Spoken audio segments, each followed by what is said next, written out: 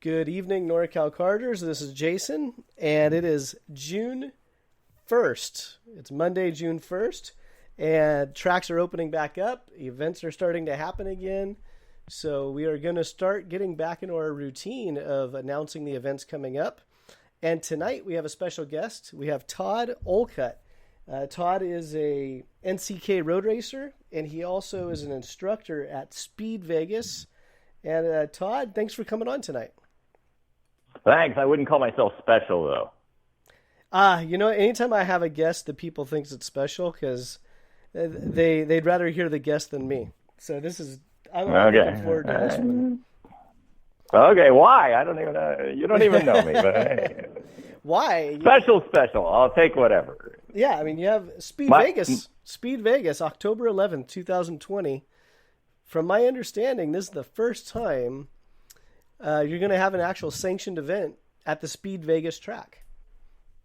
It is. It's one of those that got brought together sort of by accident. I was kind of feeling the waters one day. I've been there. Gosh, I think we're working on 2.5 years now.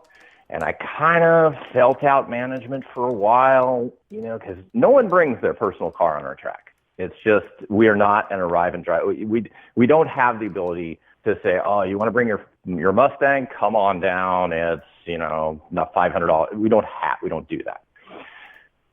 So I don't know what hit me and them at the same time, but I said, hey, would you mind if I maybe did a couple laps one morning? And this is December. It's freezing cold. Business is slow because it's Christmas. And they said, on the track? And I said, yes, on the track. It's a little rough if you drive the go-kart off the track. So I said, hey, what about the day after tomorrow? Because I didn't want to put it like way out there in, 2 weeks from whatever. I wanted to grab the opportunity because no one's been on track. It's always a company car that goes on track. Now we have track rentals, like car companies will rent our track and whatever. But as far as driving your own personal anything, I think I'm only the second person to do it.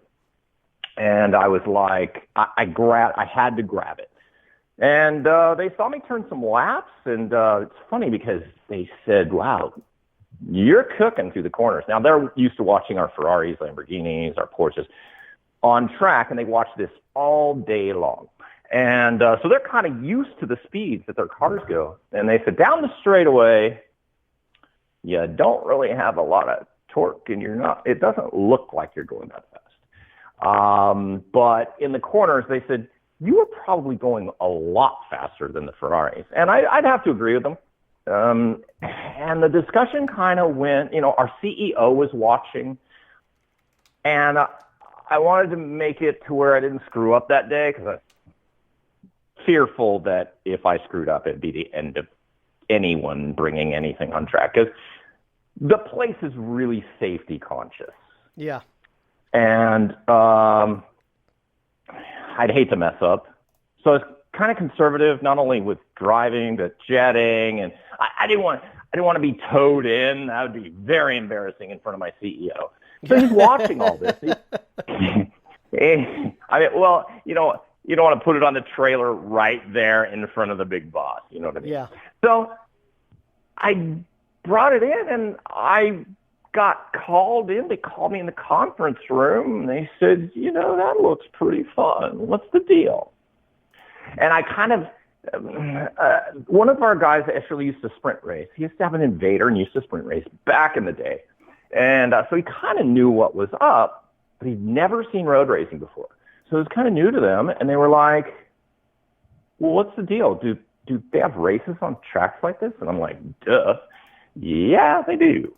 And they started talking to me about it, and the next thing I know, I'm on the phone with NCK, and I think 2 weeks later, Mark Morrison and the crew kind of came down, and, he brought someone with him up from the board and talked in the boardroom, and they had sky's the limit type things, and next thing I know, they're working out a date over the next week. And the date got called out, and we were, I think it's April 19th was what it was.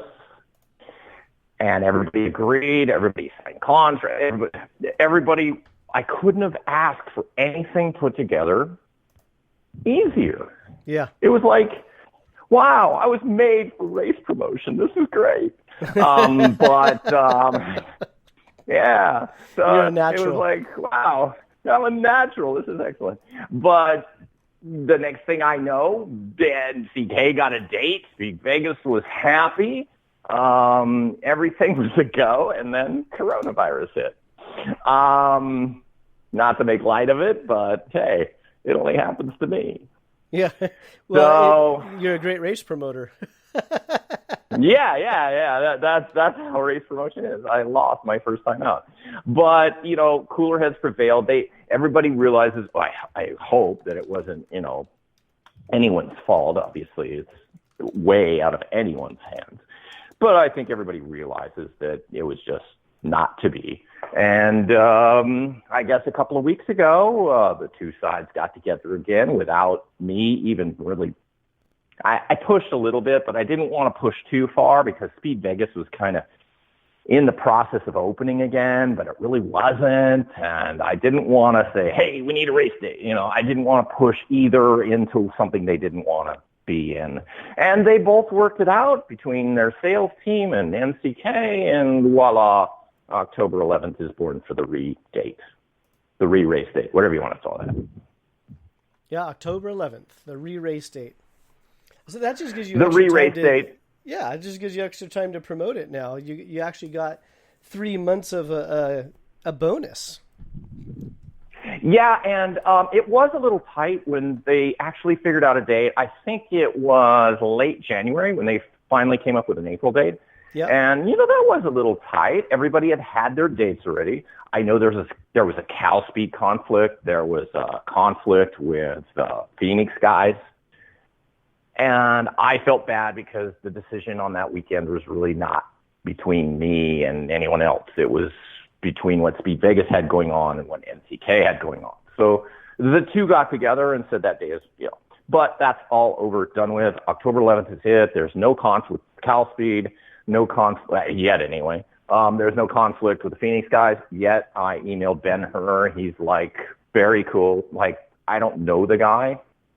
Wonderful individual on email. And so he may bring a lot of people from Phoenix up.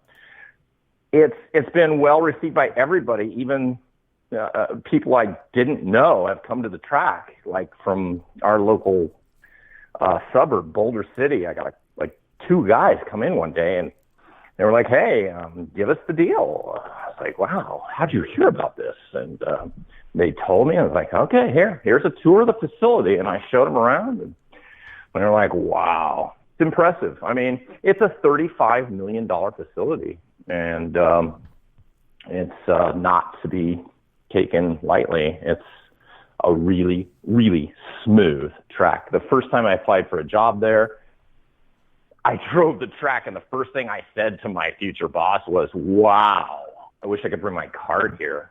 This is like a piece of glass. Yeah, I was watching some videos on YouTube today with the SpeedVegas channel, and the more and more I'm watching it, it's like, man, this looks like a lot of fun. And you guys had one of the Waltrip brothers, right? Daryl or Michael Waltrip out there. It was Michael. That was before I actually worked there. I heard about that. Yeah, so he was on YouTube, and one of the driving instructors. It's kind of weird. I mean, it's, Michael's a professional racer, but then there's a coach sitting next to him kind of guiding him through. And I go, oh, that's right, he's an oval guy. But no, so I was on YouTube kind of just looking at the track, looking at some of the other stuff you had going on out there. And a lot of the onboard footage of the track looks extremely drivable in a go-kart. It looked very smooth. The flow of the track, even through the S's, is amazing in the kart. Now, if there were more severe turns, you'd probably have to put some weight into it. But in a kart, being how it's not that wide, you're straightening out a lot of those corners. So challenging, not super bad. It's very drivable, and I don't think anybody is going to get worn out because it is so smooth. I think I went through 3 tanks of gas from 7 o'clock to 8:30 in the morning when I was testing. Okay. I really ran it through. I just made it guzzle gas, and I got out and I worked that day. I had no problems at all. It was just no bruising, it was just smooth. That's all I got to say. That you're an NCK racer yourself. What class do you run? I'm a stock Honda guy. You're a stock Honda guy, okay? Right. Now let's compare SpeedVegas to Thunderhill 2 Mile. Thunderhill 2 Mile. The Thunderhill West Track. Have you been there? Yeah. I've been there several times. Raced it about a half dozen times. Okay. It's different. Would you say the West Track at Thunderhill is tighter than SpeedVegas? I would say much. You've got, especially when they don't run the bypass. When they don't run the bypass, you get into that hairpin, and you're in first gear in that shifter. There's nothing like that at SpeedVegas. You're going to be on the pipe a lot. We don't really have a hairpin per se. We have a corner 3, which is a decreasing radius turn. That's challenging. That's challenging to get right. That's not challenging on the body. It's just challenging to get right. That's our most challenging for our students that come in and rent cars. Once you get that right, everything else flows like a river. It's funny, when I first got a job there, I was applying for the job. I studied the YouTube videos like you say you're watching, just to make sure I didn't screw up one of the corners. And the one that stood out to me was corner 3. I'm like, okay, I'm not going to screw up corner 3. I'm not going to do it. And I took corner 3 basically perfect with my boss in the car. And he's like, wow, no one takes the corner like that the first time. I said, hey, man, YouTube. I studied. I wanted the job. I didn't want to come there and look stupid. So, yes, we have a couple challenging corners. We have high speed. Now, the website says there's like, just to get some stuff straight, the website says there's like 60 feet, just to clarify this, 60 feet of elevation change. Yes. There is not that at SpeedVegas. Okay? At least visually, you're not going to have like a dramatic drop like there's a Laguna Seca. We just don't have that. I think it may be about half that. It may be from end to end, like from turn 12 to turn 3. You may have 60 feet somewhere in there. I don't think you do. I think it's more like 30. So if you're reading that on the website, disregard that. It is fairly flat. Flat, more open than Thunderhill West. So you 250 guys, there goes your first excuse.